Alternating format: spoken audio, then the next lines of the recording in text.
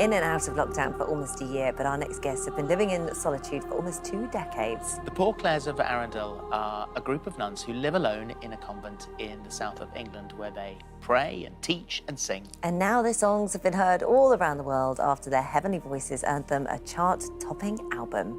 When I was writing my script and notes and things this morning, I had it on my phone. Yeah, you and it is very, very calming. Yeah. Sister Gabriel and Sister Geraldine-Marie from the Poor Clares of Arundel join us now.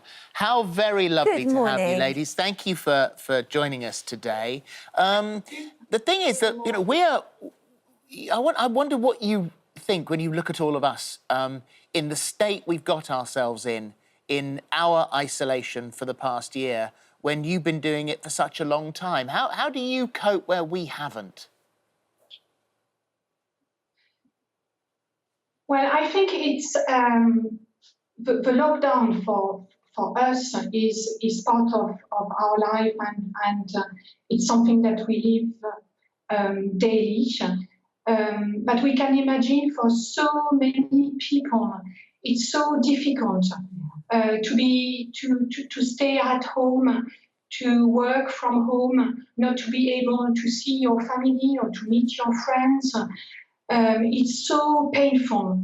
So I think even if we have the experience of this life, this sort of life being behind our wall or living together, we are full of admiration for so many people who have to do it, but for whom it's not a choice, because for us, it has been a choice. It's our life and it's our freedom.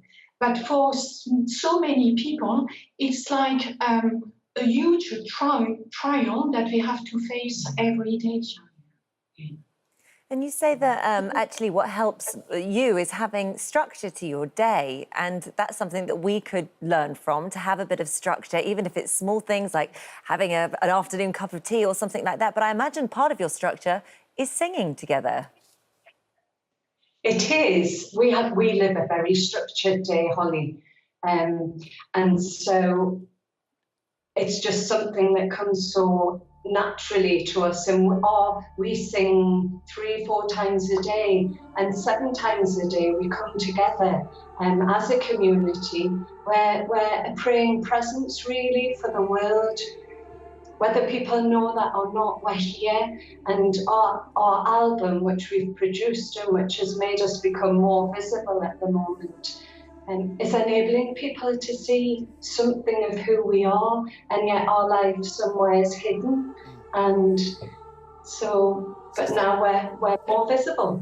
Sister Gabriel, you go to great lengths to say, you know, don't imagine that we stay in one place, that we're not progressive, because quite obviously you are. You've got the album out now, which is all the money going to charity, obviously, and local communities.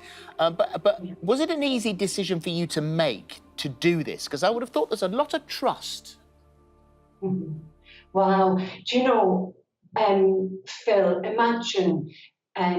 It's not an easy decision to make at all, but imagine for yourself when you met the person that you loved and you wanted to give your life to them. That's not an easy decision to make.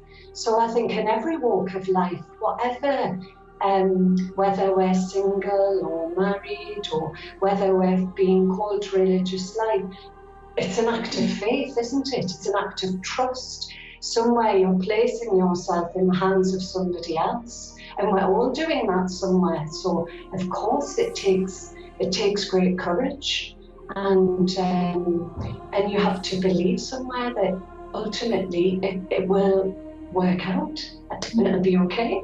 It's going to make me cry listening to you. It's so nice. Sister Geraldine-Marie, are you surprised at the reaction this music has had? I mean, this is sort of worldwide, really, that people are listening to this now.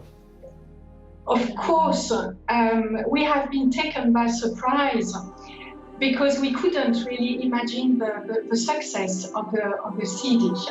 But I think for us, the real success is not to be on television or or on newspapers or radio, but it's to know that our singing, our music is helping others, and it's the most important for us, and to share something of our life which can help others, and this is the real success.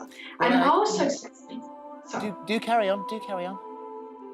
And the success is not only the success of the community, it's the success of James Morgan and Juliet Cochin, who are amazing musicians, who had faith in us, and also Dika, who has this amazing idea to ask a group of nuns to do this, because we are not really people that people look at.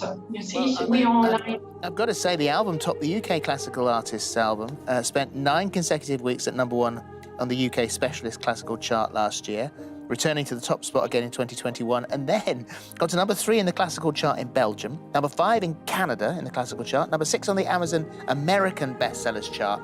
I mean, this is spreading a message, spreading calm, spreading peace, lightness of heart, lightness of spirit across the world. I know, it's lovely. Thank you so much. Thank you.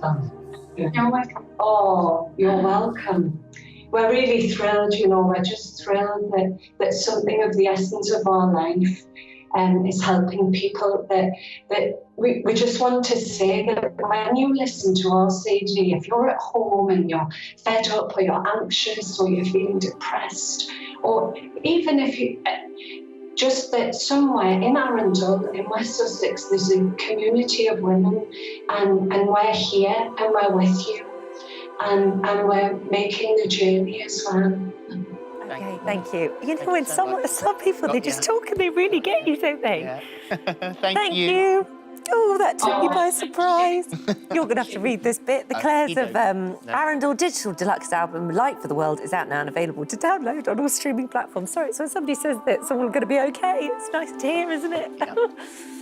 Oh, you do this bit. Okay.